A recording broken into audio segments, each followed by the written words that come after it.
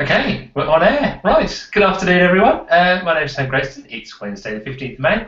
Today we are discussing the Co-operative Southwest Regional Members Meeting, which took place last Saturday at Exeter Racecourse. I'm joined today by Faye Bowden. Hello, Faye. How are you? How's the weather over in sunny Dorset? Yep, it's lovely over here. Hello. Yeah, it's good here today, actually. It's lovely. We were supposed to be joined by Andrew as well, but he seems to have disappeared into the sort of technological ether, as is so often the way with these things. So yes, we're talking about the Southwest Regional Members Meeting. We've got the Q&A feature enabled on this Hangout. So if you've got any questions for Faye or I, then get in touch. We'll do the best we can to answer any questions, and if we can't answer anything, then we'll come back to you later on. Right, so the regional members meeting took place last Saturday, 10th of May, at the racecourse, and that was for the Southwest region of the Co-operative Group. Faye, just remind us about the sort of size and scale of the Southwest region, how many members live there, what kind of members came along to our meeting? Okay, thanks. Well, we've got quite a huge region, really. We've got 1 million cooperative members who live in the south and west, and we cover quite a wide geographical area. So from Land's End in Cornwall, or the Isles of Scilly, right over to kind of Portsmouth Way in Hampshire, and then right up to, we have our West Midlands area, which is kind of Worcester, Gloucester, Herefordshire, up that way, and everything in between. So quite a big region, bigger than you would normally think of the southwest, really. And we had about 150, 200 members come and join us on Saturday, which was great. Some new faces, some faces that we often see at our events. So it was really good to see people, really, and get a feel for just their impression of what's happening at the moment, I think. Yeah, I think, well, I say, like Tricia, who's the chair of the meeting, described it as sort of one of the most important and interesting meetings in our history, really. What important bits stuck in your mind from the day? You know, what really resonated or stuck in your mind? I think, I mean, it's classic being at these things as an officer sometimes. You don't always get to sit in and hear all the content because you're kind of behind the scenes making sure it all runs smoothly. But I think particularly in one of the workshops I was in, where we were discussing the 2 reports that the group's commissioned recently from Lord Miners and Sir Christopher Kelly, we were going through the results, the recommendations that are being put forward, and what came across to me overwhelmingly in that room from members. I always find the question and answer session with the members the most interesting, because then I think you get a real feel of what the membership is thinking and feeling, which of course is really important for us. Yeah. And it was overwhelming in that workshop, the support for our group board directors, and members were asking lots of questions about the training that had been provided, about the support that they get. And just kind of how we continue to be a member-led organisation, really. So that really stood out for me, because obviously with so much speculation in the press and so much communication going on, it's really interesting to hear from members themselves, really, what their take on it all is and what's important to them. So I found that really interesting. And for me as well, I'm quite a recent Twitter user, which I've been really enjoying. So I was tweeting during the day, which was great. And that's your Twitter handle on the bottom of your face there? If anybody wants to follow me, please do. So I was tweeting during the day with other colleagues, but it was interesting as well because 4 of the other regions across the UK also had their regional members meetings, so they were tweeting as well. And it was just interesting to see similar themes coming up and to hear what other people were doing. I have to say, I think we are the Twitter leader. I'll just throw that gauntlet down there. But I think we did really well. So those are my kind of initial impressions, I guess, from that day. Yeah. It was really encouraging, actually, to hear then that the elected members, well, no, not just ordinary members, are still supportive of our board directors. You know, it's not often that the ordinary members get chances to talk at these kind of things or speak to other people about what's going on or why they believe what they believe. So hearing it from the metaphorical horse's mouth is, really encouraging, I suppose. And we'll put the links up to the Miners review, the Kelly review, on the event page for this Hangout. So if you want to go and have a look and read of those things, we'll sort those out for you. At the start of the day, Faye, you were doing some food tasting sample things, weren't you? Some new stuff from the food ranges. Yeah. What were you sampling? What were people saying about the new food ranges? Okay, so we had 3 things that we were tasting, some available in store at the moment, some to be launched shortly. The most popular, I don't think it's on sale yet, but do look out for it, is our Truly Irresistible, which is our premium range. We had lemon and ricotta cheesecake, which was definitely the most popular, and we got loads of really good feedback on that one. People really enjoyed that, thought it was a really good product. We were also tasting, again, Truly Irresistible, our Black Forest Gatto cookies, which will be in store, and they went down very well. And then the final thing that we were tasting, I can't remember what it's officially called, but in my world it was called Pink Sparkly Cake. Yeah, it's very good. And I was thinking, because it was Eurovision, I think we missed a trick there. We should have called it Eurovision Cake, really. But it's kind of... Pink sparkles that night, weren't there? There were. So yeah, so kind of hand decorated with roses and sparkle on the top, strawberry flavour in a sponge cake, basically a Victoria sponge. So yeah, they all went down very well, but cheesecake was definitely the winner. Yeah. What were people saying about the cheesecake? It was just very fresh, I think, very tasty. Of course, it was when people first came in at 11, so maybe the sweet tooth wasn't quite ready, but people really liked the kind of zingy fruitiness that went with the lemon. So yeah, went down very well. Got to say, cheesecake is one of my favourite things ever in the world. Ever. Yeah, so we're going to have to try some of that. Definitely. As is often the way with huge events like this, and like you were saying, what you were alluding to earlier, you know, we're running around like headless chickens for quite a lot of it. Everything go according to plan? I think it did. I think well, as far as I'm aware, it did. The technology failed a couple of times, I think, but overall it worked very well. The venue we used is very good, actually. They cater for us very well, and they set everything up for us very well. I think there is one bit, isn't there? That bit, you know, there is presentation. We had the IT fail, didn't we? Yeah. And I had to reenact. You did. Oh no, it was a toast advert, wasn't it? Another bacon advert. I think we can even do a crazy little share of what that looked like. Shall we have a look? Yeah, do it. Definitely one of my highlights of the day. Doing a toast advert. You may have noticed this advert on TV recently.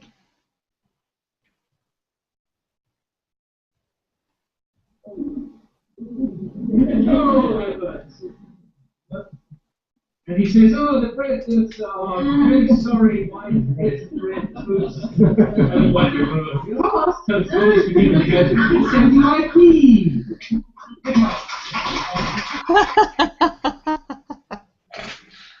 Round of applause there, brilliant. Yeah, thanks very much. Actually, one of my favourite bits in one of the workshops, there's this great video of some of the new Generation 2 stores. Yeah. And it goes through all of the different looks and feels of things, but without fail, the 2 or 3 times I showed it, the video always got stuck at one point, and it was always the bit where it said, "Investing in innovative technologies." Oh well, never mind. I'm done. Hey, but that's all good fun. Let's think about, all right, so some of the difficulties we're facing at the moment are tough, but there are some renewal plans in place for the co-op. What kind of things excite you most about what we've got coming up in the future, Faye? Well, I think for us, we've always been really good in our region about engaging members, about working with our business, about trying to provide a coherent message, I guess, because the cooperative stands for so many things, and all those things are really good, but I think the messages can just get a bit confused or a bit mixed sometimes. So I think we've been quite good here at trying to be quite strategic in what we push forwards. So, for example, this year, we've got a fantastic Hamlet that's been developed, so we're rolling that out across the region. So we're going to 7 different events starting at the end of this month right through to October. And the campaign we've pitched on the back of those events is the Love Food, Hate Waste campaign. Can we just take a step back and explain what a Hamlet is? Oh yeah, okay. That's our internal lingo, but of course that won't necessarily mean much to anyone else. Absolutely. So the Hamlet is a great bit of kit that's been put together. So it is like a mini village, as you would expect a hamlet to be. So it's where there's an opportunity for all the different parts of our businesses to come together. So obviously within membership we facilitate it, but we have cooperative food, cooperative funerals, cooperative bank, farms if they're nearby, pharmacy, all the different parts of the society can come together, promote their business and what they're doing, and it's just a great opportunity to speak to members, cooperative members and members of the public, everybody, and just say, we're one family, this is what we're up to. As a member you can get a benefit, so often we'll kind of have a goodie available for members, sometimes free tea or coffee if the pitch allows, and we go to different shows just to promote what we're doing really, and to get some of those good messages out there. So this year are huge, aren't they? I mean, like Royal Cornwall show, 130,000 people over that weekend. Yeah, massive, and they go from smaller community events. So over in Southampton, which is the patch I cover, we go to a pumpkin festival, which is fantastic. Oh, it's really, really great. It's a festival of pumpkins. It is a festival of pumpkins. Anyone who lives near Southampton, it's in Royal Victoria Country Park, which is a beautiful place, overlooking the Solents. So there's a tractor there with pumpkin weighing competitions. There's about every recipe you could possibly imagine with pumpkins. They have a Scarecrow Avenue. It's a really great community event where people come along and get involved. What's the biggest pumpkin you've ever seen? Biggest pumpkin I've ever seen. I don't know how much it weighed. I was looking on their website the other day. They took it to America actually, and it shrunk on the way, disappointingly, when they tried to weigh it there. But they do. They have a tractor with like a big pulley on the bottom of it to weigh them and try them. Are they big? Are they huge? They're massive. Absolutely massive. Yeah, kind of as tall, 5 foot in height. Really huge, really huge. So it's a brilliant event. Really, really good. So we go to that, and this year it's really exciting. We're lucky in our region. We've got the National Love Food Hate Waste rep, Monica Price, who is brilliant. So she does recipes about using your leftovers, and kind of takes recipes from our Cooperative Food magazine as well. It's great. So she'll be appearing at some of our Hamlet events at festivals as well, doing cookery demos and just encouraging people to use up their waste, because again, a lot of the food that's thrown away in this country is actually thrown away by us as consumers rather than retailers. So that'll be great. Yeah. Excellent. Good. Loads of stuff coming up then. Yeah. For me, I think looking at some of the food developments with these Generation 2 stores are really exciting stuff, aren't they? I mean, they look so different and so fresh, and there's a real appeal to what those stores look and feel like. So it almost doesn't feel like a big national retailer anymore. It feels like a proper little community shop where you go in and get some. I haven't even seen a physical one yet. I must get to one. Have you seen any? Because was there one launched near you a little while ago? There was. So Hamworthy, which is just on the edge of Poole in Dorset, we had a new store launching there last year, Generation 2, which is great. Sadly, there was a fire just over 6 years ago in Hamworthy, which burnt our store down that was there. So the poor staff and local residents have been shopping out of a porter cabin, really, a temporary store ever since, which has served the community well, but obviously not as good as a permanent fixture. Yeah. So finally the new store was built. It looks amazing and was launched last week in our new Generation 2 format. I'm very proud of that because we did a project a few years ago, started by one of our elected members actually. It was his suggestion at the time, where we got an artist in to work with some local school children, and they created designs around the cooperative and our campaigns, and those were put around the hoardings, which were around the temporary site, and they've actually been included on the external wall now at the store, which looks great. So you kind of got those local elements there as well, and yeah, inside it just looks brilliant, absolutely brilliant. So no, it's good. Yeah. I suppose. Oh, what am I doing? I pressed the wrong button. I don't know. It looks like you're telling me to smile. Well, no. Stop it. Switch it off. There we are. It's gone now. I can't see it. It's gone now. It's fine. It's fine. Technology isn't marvelous. Okay. Let's get some of those pictures, because we had some of those, didn't we? And we can put them on the event page for those people. Yes. No, that'd be great, actually. Yeah. What we did in the past. Yes. Which would be nice to see. We have had a question come in from Nathan Brown. He's asking about the sort of major issues that affect members in the business, or affect the business. What inputs they're going to be for members to talk about the future rather than just our representatives. Yeah.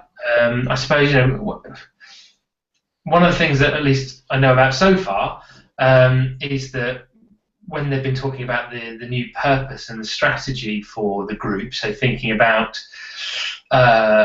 what it is that we are about, what our objectives are about, how we, what we want to achieve, and then building the strategy for what that is.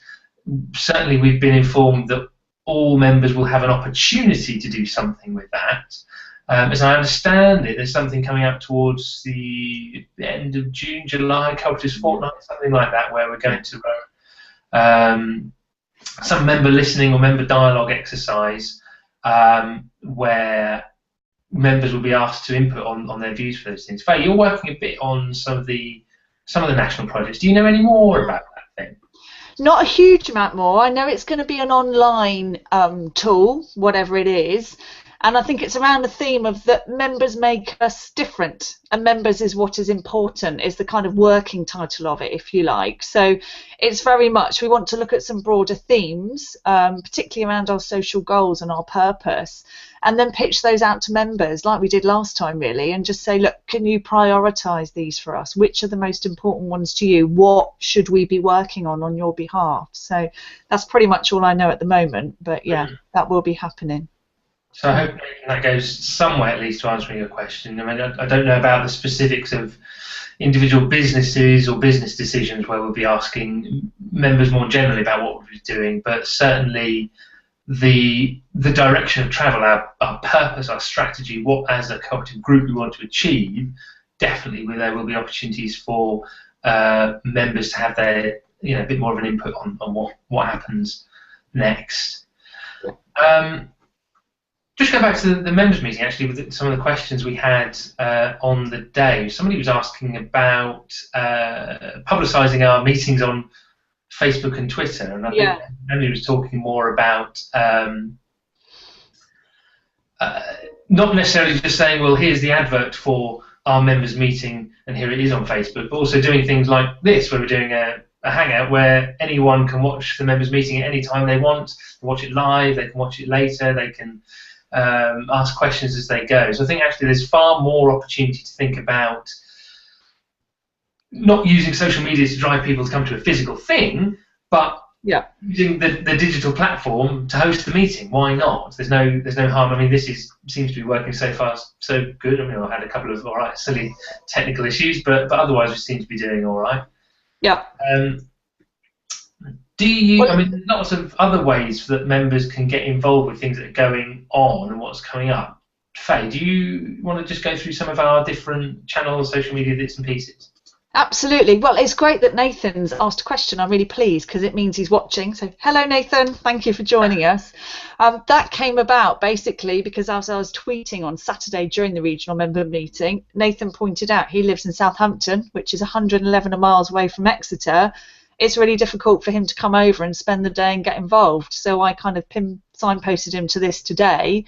So again, I hope it's just another opportunity and a way that people can get involved and find out what's going on. So that's great. Mm-hmm. So again, in our region, we're great. We do lots in terms of communication channels. So if you want to find out what's going on event-wise, we'll put all these links up for you. Yeah. But we've got a web page, which is like an events diary you can look at. So that's s.coop/SW events.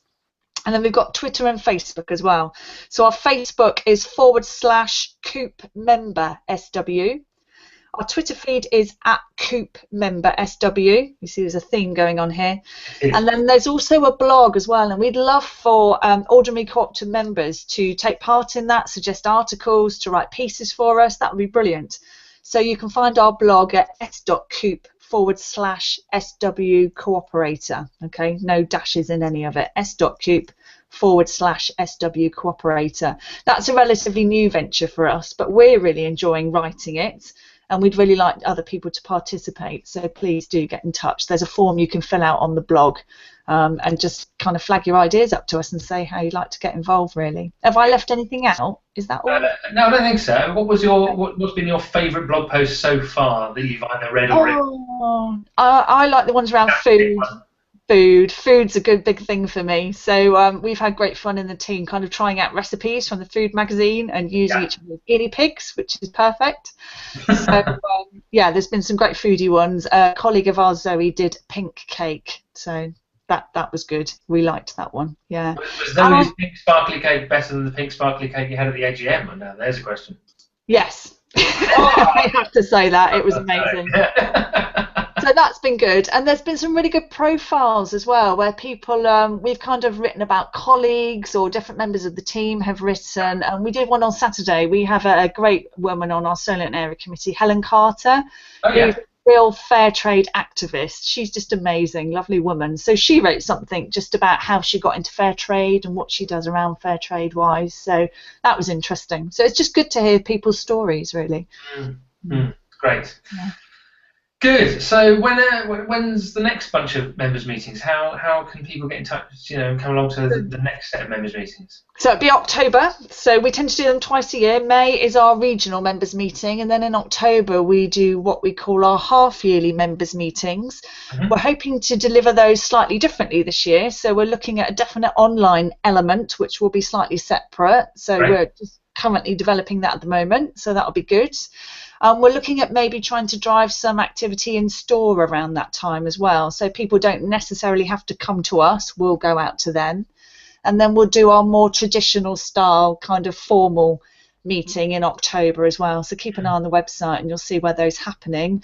I say they're formal, but again, we try to make them as user-friendly, if you like, as we can. So we tend to have them set cabaret style with people around tables, and we tend to do question and answers in that way as well, just because it's easier for people to get involved. We've found it can be a bit intimidating maybe if everybody's sat theatre style and staring at the front. For not everybody is happy asking a question in that environment, so we try and make it as friendly for people as we can. So yeah, October is the next one to look out for. Okay, and again, we'll probably put all the links to all of these events activities on this event page. Yeah. We're sort of coming towards the end of our time here today talking about the members' meeting. What do you think that this has been an interesting venture, if nothing else? And what are your thoughts about maybe doing something like this again? Oh, I'd love to. I think it's a really good opportunity to try different channels, try different things, see if anybody watches it. Maybe they won't, but I just think it's good to try. I think the onus is on us. We're all about member engagement, so the onus is on us is to do whatever will work for our members to enable them to feel that they can have a say, they can find things out, and then they can get engaged with us. And we need to use a whole range of channels to do that. So I think the more things we can try, the merrier. I think we need to get more of the team in next time, though. Definitely, I think so too. I mean, so if you are watching, if you are one of our many viewers, no doubt, kind of things you'd like us to chat about, talk about, if you've got any questions that you'd like us to answer, any themes you'd like to discuss, or if indeed you'd like to join us and be a guest on one of our Hangouts, then maybe we'll look to do this a little bit more often, a bit more frequently, set it up. There's no reason not to. No. I think that's about everything for today. I hope you've enjoyed watching it. Thank you to my guest, Faye Bowden. Until next time then, goodbye, Faye. Bye-bye. And goodbye from me. Cheerio. Bye. Bye.